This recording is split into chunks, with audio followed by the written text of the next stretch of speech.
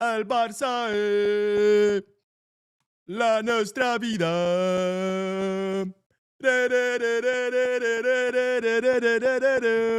Hello, everyone. Welcome to Barca News. Welcome to the post-match live analysis. My name is Mo, and today we're going to be talking about the incredible display of football that Barcelona just gave us in the Champions League, defeating Newcastle 7-2 with a double by Coutinho, a double by Robert Lewandowski, a goal by Fermín López, and also a goal by Marc Bernal and Lamine Yamal. 7-2, ladies and gentlemen, 7-2 in the second leg of the round of 16. And of course, the global score is 8-3, with Barcelona advancing to the quarterfinals and Newcastle packing their bags and going home. What a match we saw from Barcelona today. Specifically during the second half. I think the first half was actually a little bit troubling, but we're going to talk about that more in detail. We're going to talk about why it was more troubling. But an absolute goal fest at the Spotify Camp Nou that for the first time in the Champions League since the stadium closed, it hosted 62,000 people.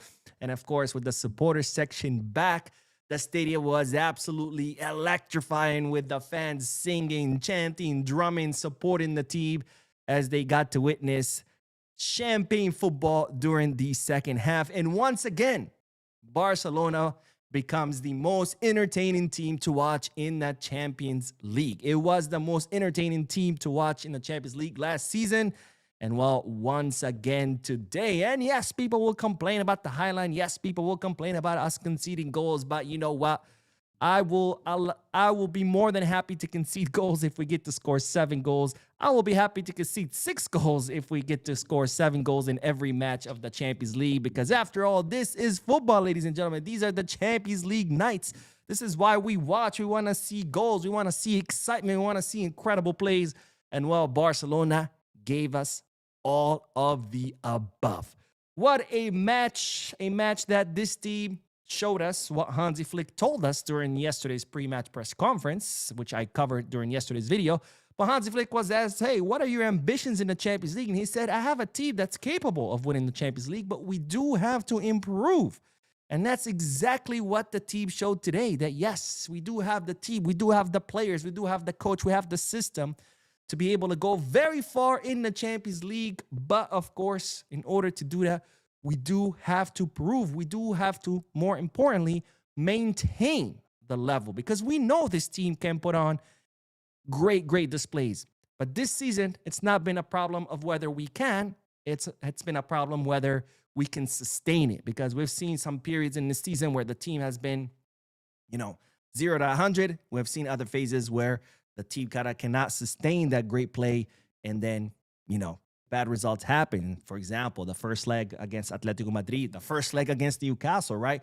So we have the team that's capable of doing great things. It's just a matter of being able to sustain that great performance, because today, ladies and gentlemen, this team showed us what they could do. 7 goals in the Champions League. Now, let's talk about the team. And as always, of course, I do want to talk about the lineup first, and then we'll talk more specifically about the team sensations, because we had 2 incredibly different halves, with the first half with the return of the old Joao Cancelo. The Joao Cancelo I feared we would see, well, he returned, and I'll explain to you why. Now, of course, in goal, we did have Joao Garcia, with our 2 fullbacks being Eric Garcia and Joao Cancelo, with, of course, Eric Garcia being subbed out at the 20th minute for Ronald Araujo due to some discomfort.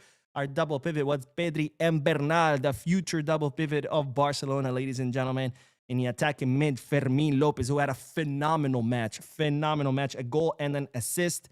In our front three, of course, Lamine Yamal with a goal and assist, Lewandowski with 2 goals, and Coutinho with 2 goals and 2 assists. And, of course, we cannot forget the assist of Gerard Martin and the goal of Marc Bernal. That was the lineup that Hansi Flick chose. Of course, both Joan Garcia and Eddie Garcia left the pitch injured. We'll see what happens. Hopefully, it's nothing serious. I'm sure we'll know more tomorrow. Now, let's talk about the general sensations of the match because, of course, we did have two incredibly different halves.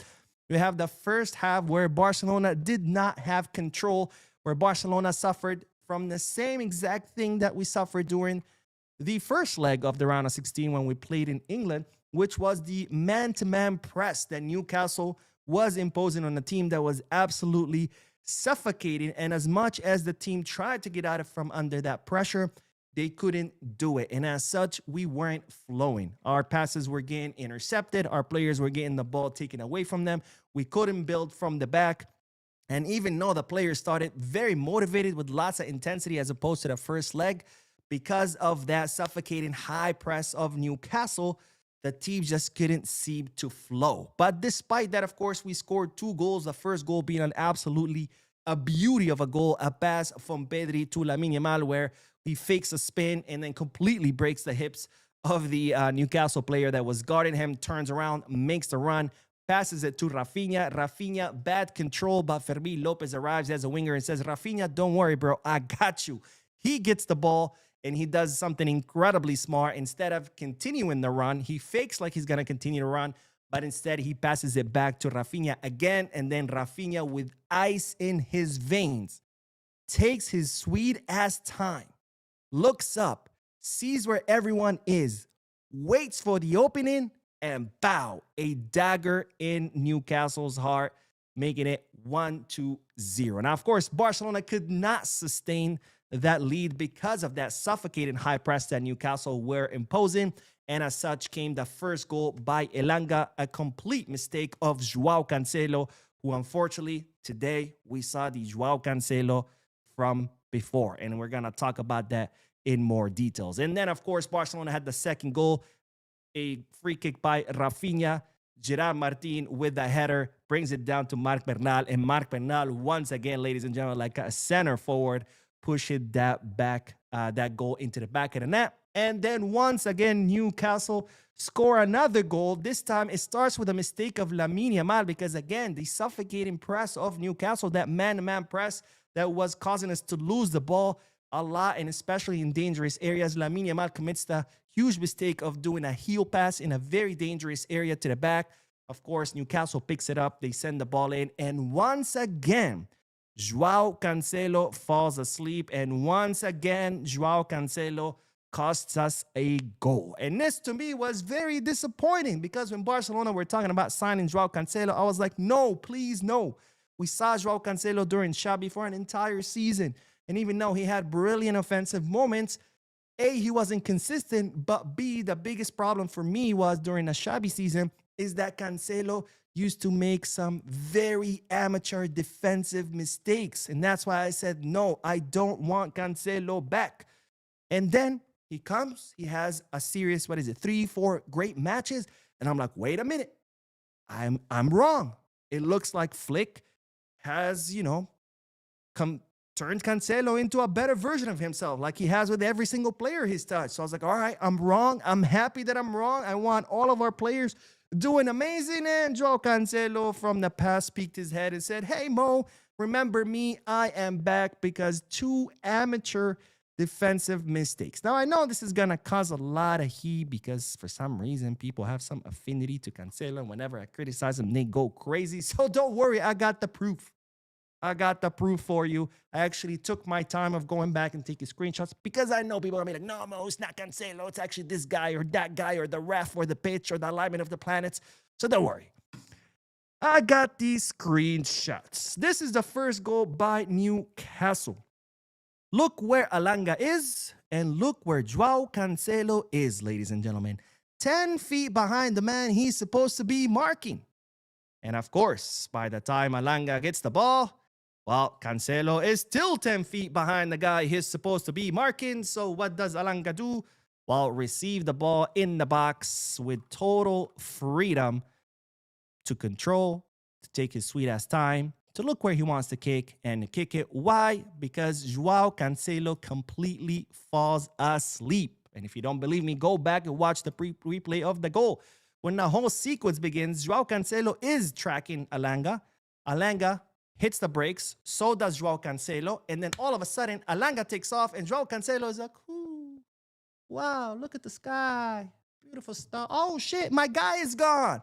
And of course, by the time he realizes that, he is 10 feet behind Alanga. And there goes the first goal. Now, the second goal, again, the fault is split. Lamine does lose it in an incredibly dangerous area. But nonetheless, this is where Newcastle start the attack. Look where Cancelo is. Alanga right behind him. All right, Cancelo's doing his job. He's marking the area. Alanga is behind him.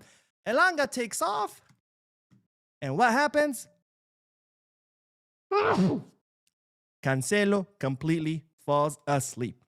Now, when Cancelo realizes that Alanga's making the run, he starts running, and then he hits the brake, and then he points. Like, hey, guys, you want to take over my man? Because apparently, I don't know.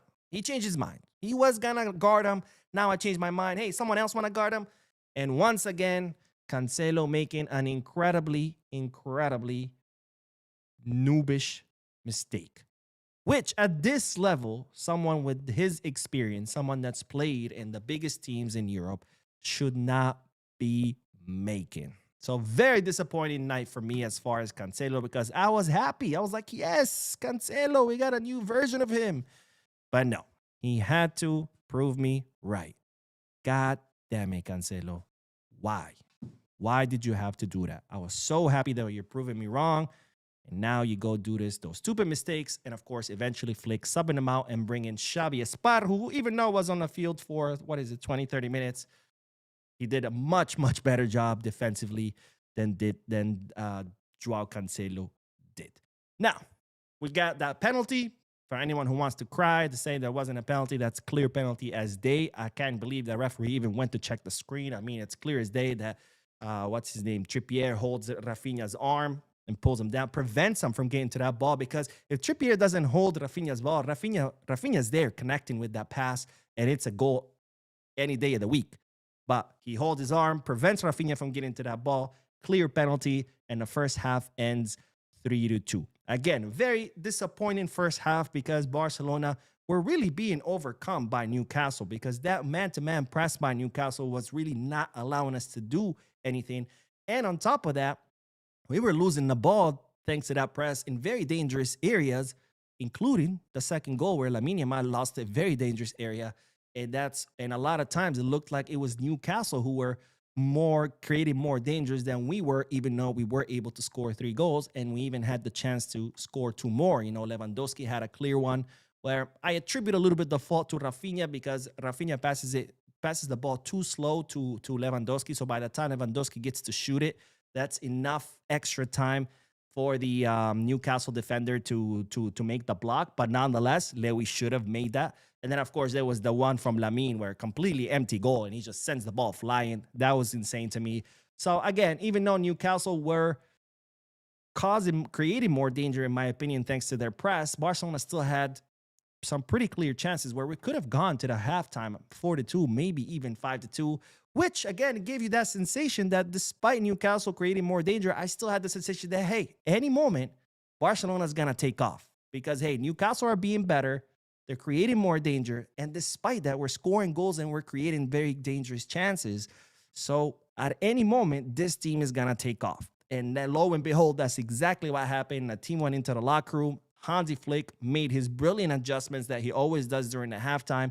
And the second half was a completely different story where Barcelona were able to break that press, that man-to-man press by Newcastle by passing to the third man rather to the second. What do I mean by that? We saw that clearly in the fourth goal of Barcelona scored by Fermín López. Rafinha, who's the third man, he's the attacker, makes the run down to the midfield. He gets the ball, and by doing that, he's drawing the defenders with him. And Fermín, who's the second man because he's a midfielder, he makes the run.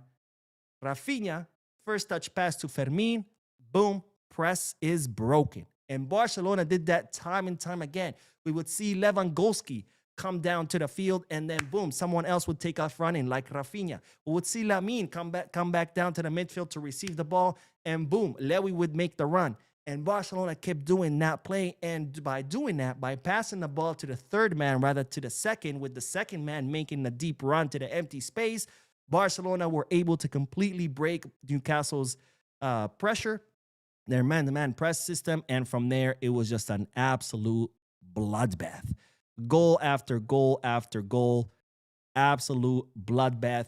Beautiful goals. 7-2. I'm not gonna lie, I was a little bit sad because I kind of wanted to see an 8-2. You know, we did get 8-2 against Bayern. So I was like, someone has to pay for that 8-2. I want an 8-2 against Newcastle, but it didn't happen. But I mean, come on, I'm not gonna complain that we won 7-2 instead of 8-2. But a completely different second half. Beautiful play by Barcelona. The way they got rid of the press, and I think this team again showed us that they are capable of going the distance if they adjust those little things, if they play like they want to be there, if they play like they want to win.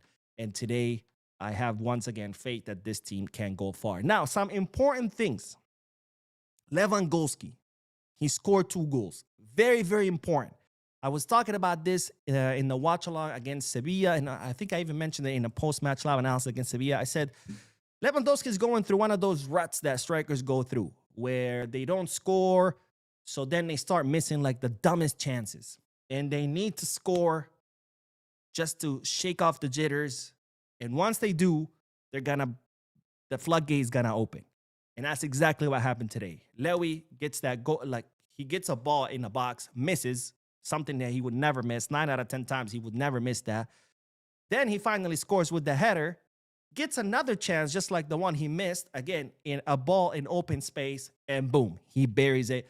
I think today, the fact that Lewy scored, that's going to be very important, because now I think that's going to, get him out of that route that all strikers go through for some reason or another. Another important thing, Coutinho. He's back to being Coutinho. I'm very happy to see that. I think the hat-trick against Sevilla really helped him getting his confidence back, because we were seeing a Coutinho that sometimes was Rafinha, sometimes was Coutinho. He was going a little bit back and forth, back and forth. He scores that hat-trick against Sevilla, and today, the Champions League Coutinho is absolutely unleashed.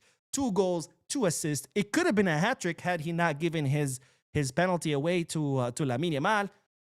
But hey, that's Coutinho, a team player through and through. Lamine Yamal. I think Lamine Yamal's game is going to evolve eventually to start playing as a number 10, because today what Lamine Yamal did to read the game, to help with Flick's answer to Newcastle's high press, constantly going through the interior corridors, constantly dropping into the middle to receive those balls and then distribute them up.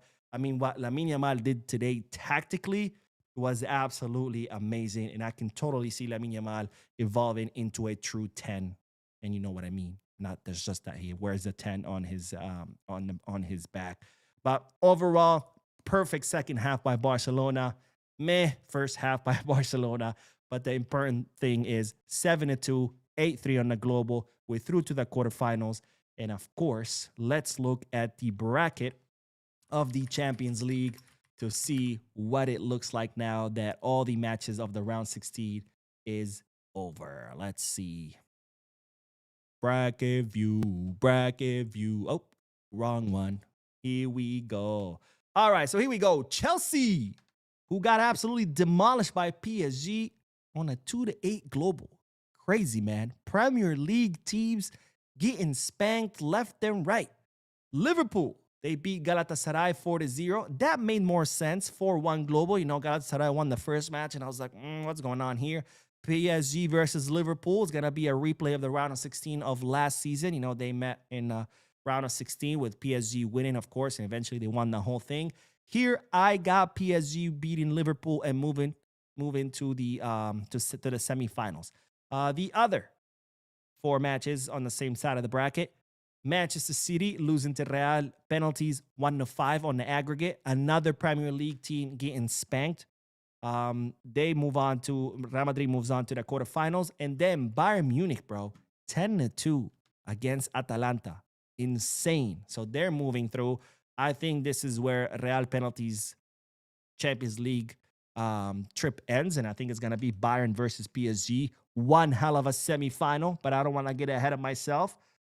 Then on our side of the bracket, 8-3 against Newcastle on the global. Another Premier League team getting spanked.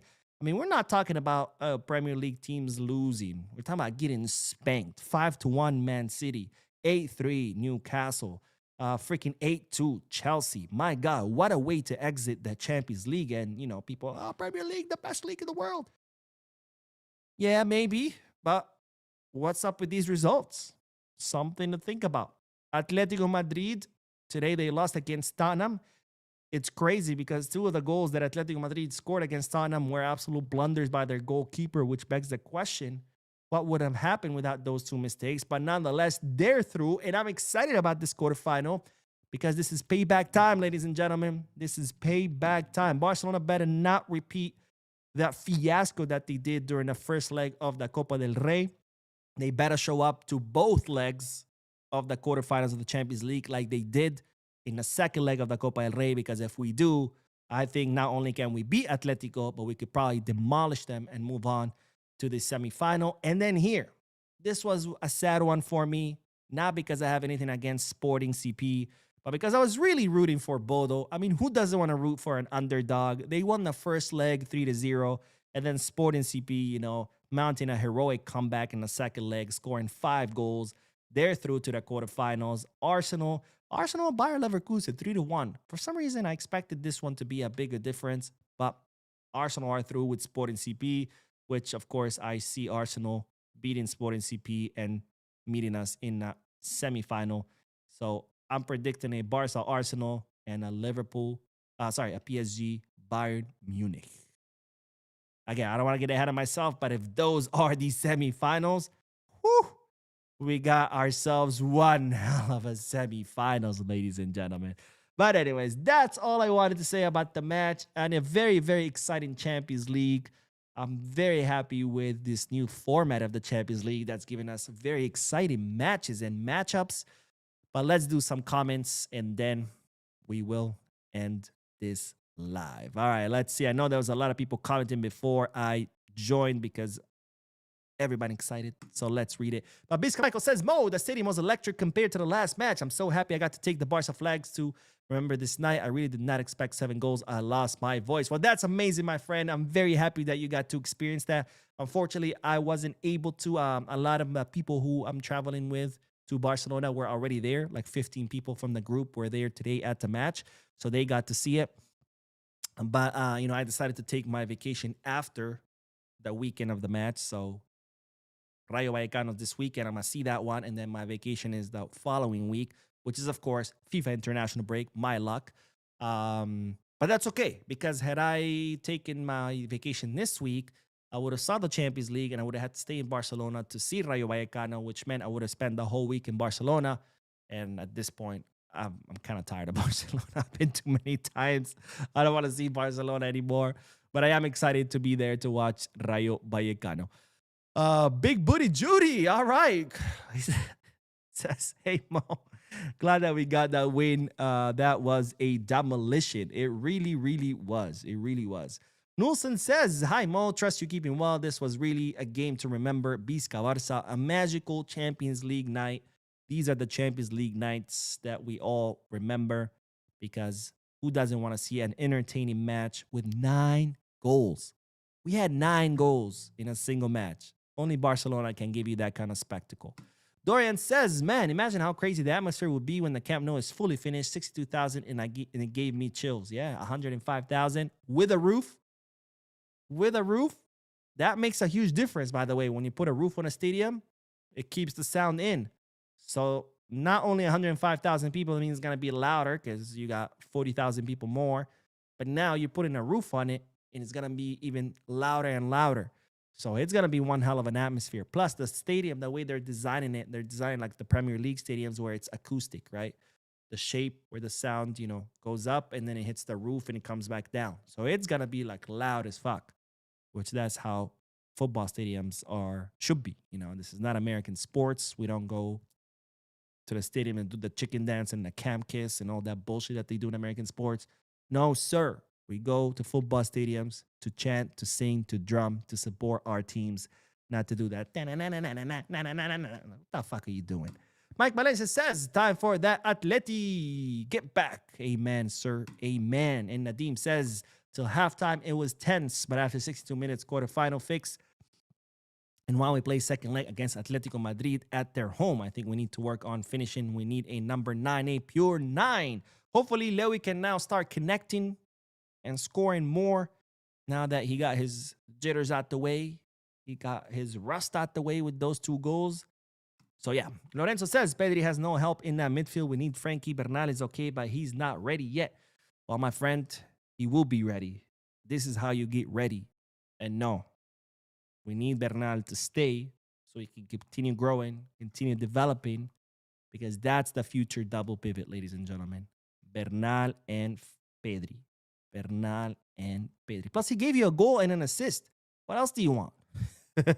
Big Barca says, hi, crazy guys, screaming at microphone right back. Araujo has 22, 23, and Vinicius Araujo is slowly coming back to form. I hope so, my friend. I hope so. We're going to need all of our players now contributing, given that this is the final stretch of the season. This is when fatigue sits in. This is when exhaustion starts to get to players. So we need all of our players ready to chip in whenever it's called on them, whether they're starters or academy players or bench warmers or whatever it may be. I mean, even Chesney today put on the gloves and said, I guess I'll come out of retirement again to save you guys' ass. Doria says, hey, Mo, do we face Atleti at home in the first leg or away? I think the first one's going to be away. I think. Wait, winners of quarterfinal 3. Quarterfinal 3 is, I'm looking at this. Quarterfinal 3 is, wait, what am I doing? I'm so stupid. No, it says Barca Atleti. I think it might be the first one at Barca and the away at Atleti. The second leg at Atleti. I think the first leg, just being how the teams are ordered, I think it would be Barca would go home, would play at home first, and then Atletico in the second leg would play at home. I think. Don't quote me on that yet, but don't worry. Of course, I will find out for you. Jose Fernandez says Lewis was a different player in the second half. First half, he looked sluggish. Oh, Lewy. I was like, wait, who's Lewis? We signed someone? No one told me. Just kidding. I know. Okay. Yeah, once he got that goal, his header, he was like, he was on fire, man. Glenn says, I believe that De Jong could be sold now. We have enough in that position. I've said that before, but people thought I was crazy. So I'm just going to leave it at that. I'm going to let you take the heat on this one, Glenn. All right? I'm going to let you take the heat on this. Eddie says, when are our injured players due to return? Let me see. Who is left? Kunde and Balde. Balde, they said 5 to... Was it Balde that they said 5 to 6 weeks? So he'd be back after the international break. Kunde, on the other hand, they didn't give us a timeline. But usually Kunde is a beast. Muscle-wise, body-wise, physically-wise. Even though his performance has been shit. I'm imagining Kunde could be any second. But since we only have one match left, I don't see Flick bringing any injured players, even if they get the clearance back by this weekend, right? Because what's the point? Might as well let them keep resting so they can come back after the winter break. So my guess is going to be all after the winter break. Kunde, Balde, after the winter. Who else is injured? Hopefully Juan and Eric are nothing serious. Oh, Frankie. Frankie, they said it was 6 weeks. But then, no, sorry. They said it was four weeks, but then Koeman said it was 6 weeks. So I don't know. Hopefully after the winter break as well. Because again, we're going to need all of our players healthy. All of them. Now, the good thing is hopefully they get to miss the winter break. Why do I keep calling it winter break? FIFA international break. Hopefully they get to miss the FIFA international break. Extra rest. You know what I'm saying? I wouldn't mind a fully rested Frankie and a fully rested Kunde and a fully rested Balde. And now maybe João Garcia, Eddie Garcia can miss the FIFA break as well. And then Nick can come back fully rested. I wouldn't mind. I would have loved to see Rafinha rest, but he's already been called to Brazil friendlies. Can we fucking stop with that bullshit? Calling players for friendlies? Because Brazil is qualified, right? The qualification in South America are over. Like, this is not like, oh, no, we need you, bro, because we need to qualify to the World. No. That's just over, right? Everything, even the last international break, was all friendlies for South American countries. You tell me you need Rafinha for a friendly, you don't need him, okay? Plus it's friendlies. Like, have your subs play. Perfect time for your subs to get minutes. You're not playing for anything. It's not like, oh, I'm gonna put in my subs, but I risk losing and not qualifying to the World Cup. You're already qualified. Call in your subs. Let them get minutes. Let them get experience. Why are you calling Rafinha, bro? Fucking Ancelotti, man. I'm gonna go punch him. Jabba the Hutt says, I understand it was Cancelo's fault for not defending his man, but you're not putting any blame on Lamine. I did. I literally said, the second goal, it's Lamine's fault because he loses the ball, and it's also Cancelo's fault. Did you like mute that part? Or did I cut off? Did I lose signal? Benjamin says, hey Mo, this is Ben V. Let's go from Nigeria. Happy to catch up with this live for the first time. So it appears we are meeting Atletico in the quarterfinals. What are your thoughts? My thoughts are, if we play the same way we played in the second half today against Newcastle, or if we play the same way we played during the second leg of the Copa del Rey, I think we can easily, well, not easy, nothing's easy in the Champions League, but we can, beat Atletico Madrid. Now, if we show up like we did in the first leg against Newcastle or in the first leg of the Copa del Rey against Atletico, then no, we're not going to get past. Justice Boyo with my favorite catchphrase. Let's fucking go. Hello, Mo. Justice Boyo from the Gambia. Congratulations for the massive victory to all the culés and the boys who make us proud. Visca el Barça. Visca el Barça, my friend. Thank you for your comment. And Blaurana X says that Lamine Yamal bad era is what I've been talking about, Mo.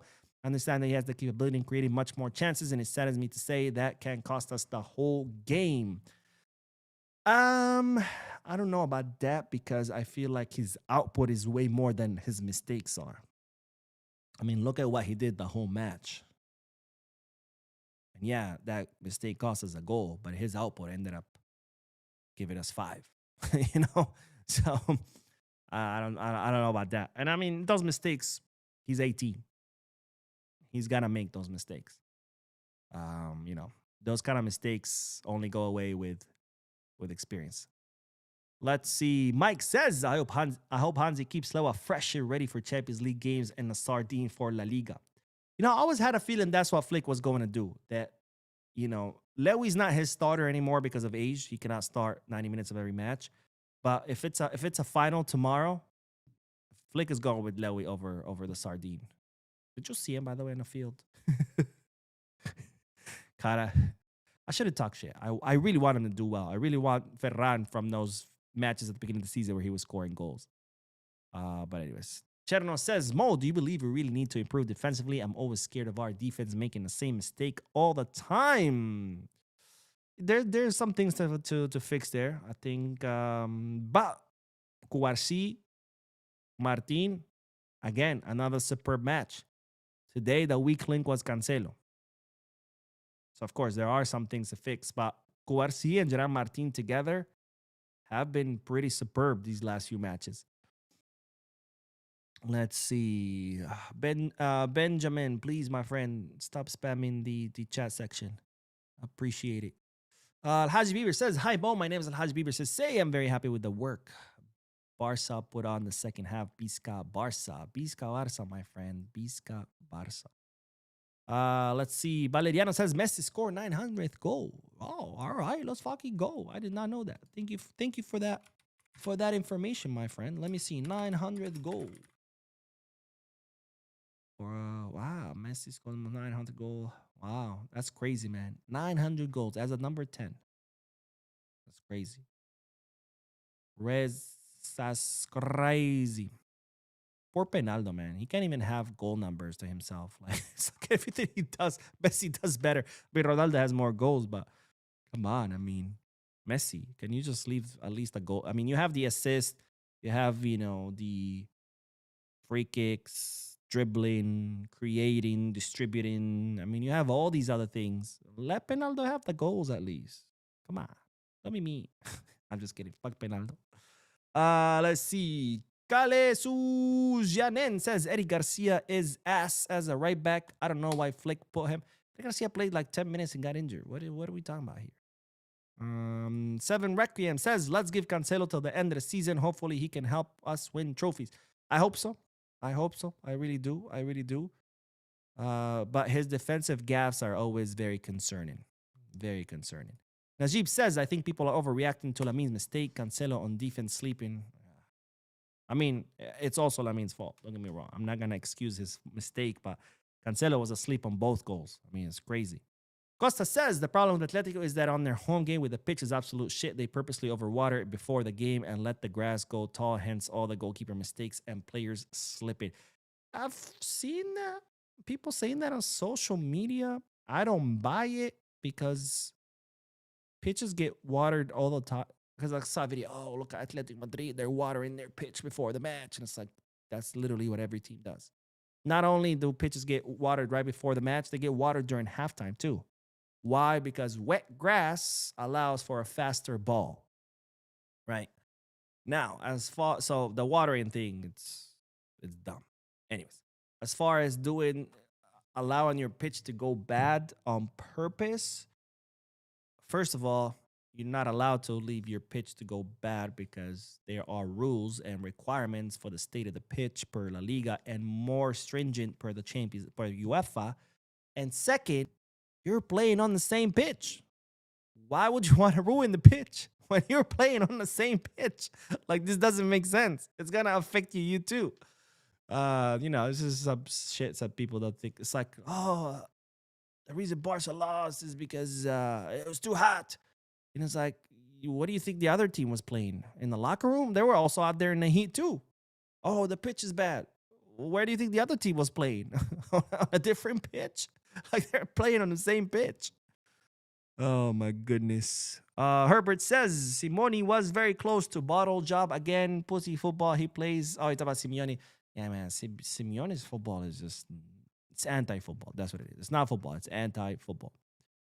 Laurana X says Lewandowski just broke Messi's record. Lewandowski has now scored against 41 different teams in the Champions League, breaking Messi's 40. Wow. Lewy, man. Lewy. One of the greatest strikers of our generation. If it wasn't for Messi and Penaldo, Lewy would have a few Ballon d'Ors. I don't know how many, but definitely a few. I mean, he definitely should have won that one that got canceled. He won a freaking sextuple. That was an absolute mistake. I hope they give it to him. He deserves it.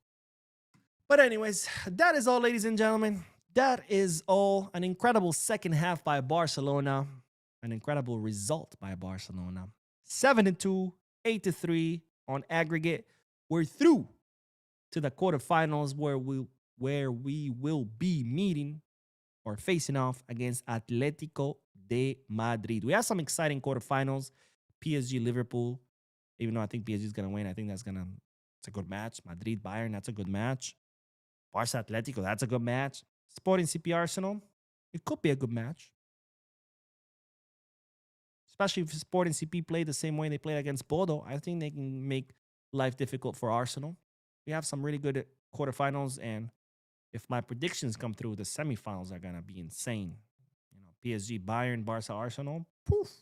Poof. But anyways, I don't want to get ahead of myself. One match at a time. Of course, we do have Rayo Vallecano on this weekend, which I will get to see at the Spotify Camp Nou. I will take my camera. I will make a video about the Camp Nou. And then, of course, let me know if you want me to make a video about the Estadio Johan Cruyff, because on Saturday, I will be watching the Barca Femini at the Johan Cruyff. Thank you guys for tuning in. Don't forget to hit the like button, subscribe to the channel, drop a comment, and as always, Viscas.